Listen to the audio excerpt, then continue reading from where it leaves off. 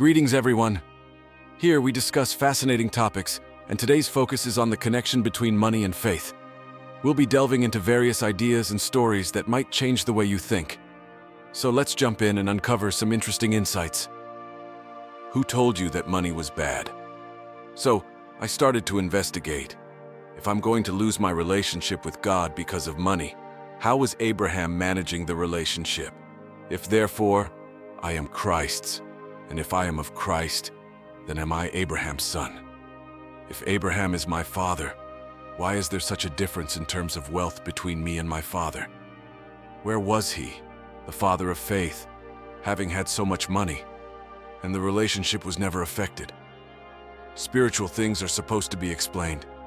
A reasonable person must think, we have never had one man ever since Christianity started. Whether Christianity, we have never had one man who has ever had a revelation, a vision of heaven where he saw people suffering.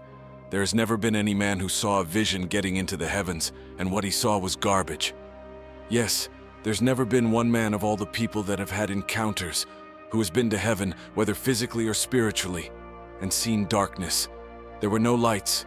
There were no children in the streets living in the streets or under the bridges. Every revelation of the heavens was crystal. It was gold. It was purple. You compare that to the preachings that we are having. How can we have such a God who lives in such a place, and then we believe in the concept of poverty? You question your beliefs. What are we going to say when we eventually enter into the heavens, and the gates open, and then you see the glory? You begin to question the God that you believed in your entire journey. You were concerned about, it was giving you problems, and suddenly you stand before a king. You see him sitting on a throne. He's not suffering. You look at his surroundings. You look at the type of trees that you see there, leaves, the soil you touch before you even see God. You're amazed by what you are working on. Is this heaven? So if this is the God that we were worshiping, believing in, how come we didn't believe in what he believes in? How come our beliefs were contrary? So, as long as you cannot change your mindset, we are wasting our time. The poorest men, you give him money, it doesn't matter. You make it 5 million, it's an outward help. You have amputated poverty, but that part of poverty in the brain, if that is not corrected, my God, that is why, because of our thinking. As long as you give bread to the poor, rice, sugar, beans, you're celebrated. You're helping the community. Start to invest in educating the poor.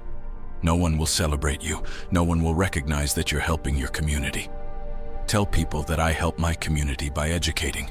It's not help according to them, so they are not even aware. They don't have the brain to appreciate knowledge.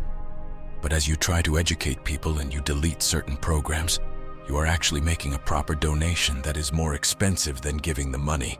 The body can become sick because of the mind that is sick. So you must be flexible enough to surrender what you thought was correct because it's not giving you results. You need to quickly sit under somebody who tells you the mindset of God, the reasoning of God, and you must be humble enough to believe in as much as things are not probably working well for me. It doesn't mean that is the will of God. That could be the will of an imagination that is prevailing over me. Thanks for hanging out with us and thinking about these things. If you found it interesting, consider subscribing to our channel. We're all about exploring ideas and having cool conversations. Join us, be part of the community, and let's keep learning together. Hit that subscribe button and see you in the next video.